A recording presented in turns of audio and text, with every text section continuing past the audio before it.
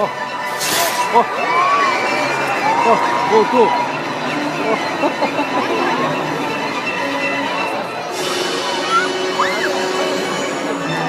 Viva São João!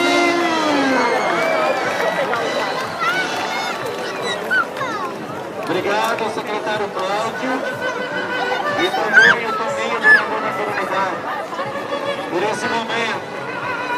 E o fogo dessa fogueira leve também os nossos pecados, possa queimar as dificuldades da nossa existência humana, da nossa existência cristã.